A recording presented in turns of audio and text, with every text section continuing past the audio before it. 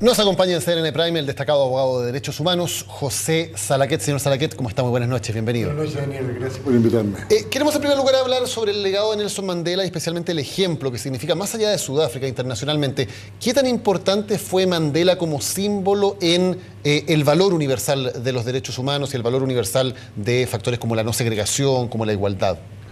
Mandela fue, sin duda, un gigante ético y se le compara solo con personas de la estatura de Mahatma Gandhi en la India o de Martin Luther King en Estados Unidos.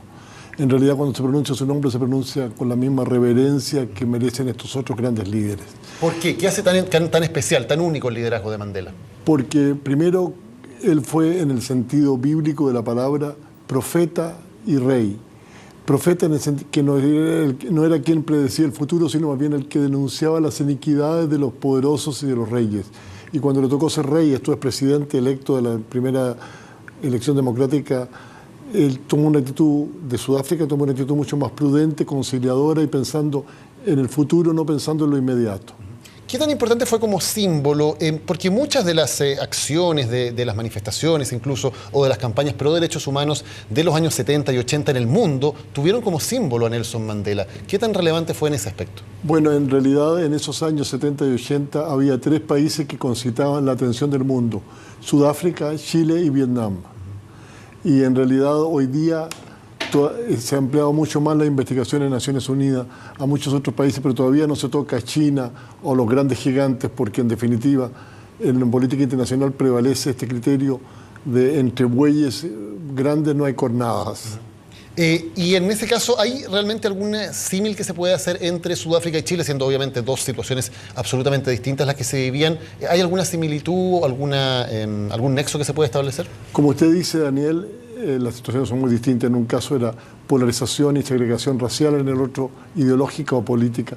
En un caso tenemos una dictadura racista de más de 40 años, en el otro una dictadura militar de 17 años. En un caso era una población de 42 millones de personas, en su momento 13 millones como éramos los chilenos en esa época. Pero por encima de todas estas diferencias existen algunas similitudes. A ellos les interesaba la idea de verdad vinculada a la reconciliación, en el sentido de que esto era un primer paso en una tarea de largo plazo tendiente a superar el pasado e impedir que estas cosas se repitieran y a generar un grado de unidad nacional importante después de un clima de polarización. Por eso le colocaron a su Comisión de Verdad el mismo título que tenía la chilena, Comisión de Verdad y Reconciliación.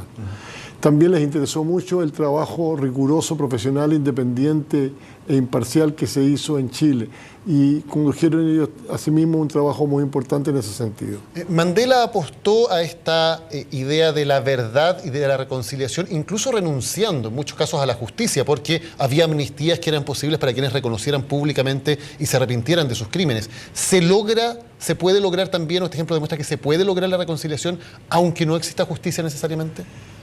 En ese sentido, Mandela hizo aprobar la Comisión de Verdad y Reconciliación por ley. En Chile eso era imposible porque estaban los senadores designados pese a la victoria electoral de la coalición que presidía el presidente Aylwin.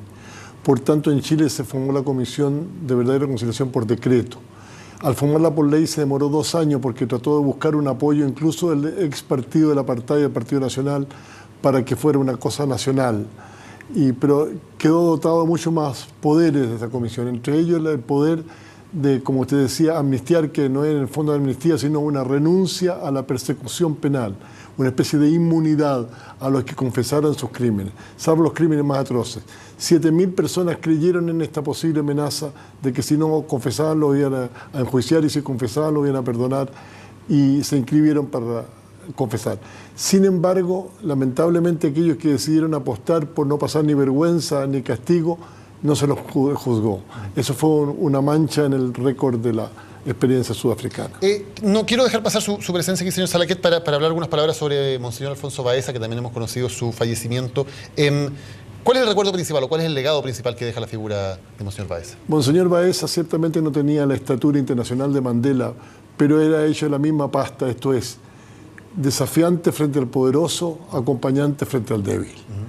Y en ese sentido, Monseñor Baeza siempre dijo pan, pan, vino, vino, y lo llamaban los que lo conocían el pequeño gran león, porque era pequeño de estatura, pero era su rugido y sus denuncias se escuchaban muy claras y estentóreamente y le llamaba las cosas por su nombre. Eso le generó también muchos conflictos. De hecho, hace muy poco, el ministro del Interior, Andrés Chadwick, hace 2 años, por el caso Bombas, había dicho que Baeza siempre tuvo, durante su trayectoria, siempre defendió a terroristas y a violentistas. Lo que en realidad defendía Baeza, según me consta, era el derecho a un juicio justo y presunción de inocencia.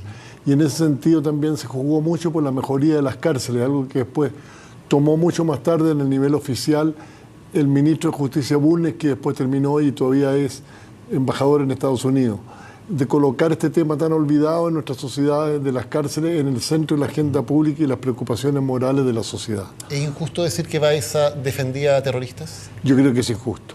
¿Es injusto lo que hizo el gobierno entonces en ese momento, el ministro del Interior en ese momento? Yo creo que es injusto. Ahora, él, y usted lo decía, tuvo un rol importante en también, no solamente pedir en algunos casos, por ejemplo, indultos, estuvo en el Senado también conversando al respecto varias veces, sino también pedir sobre todo la mejora de las condiciones carcelarias en Chile.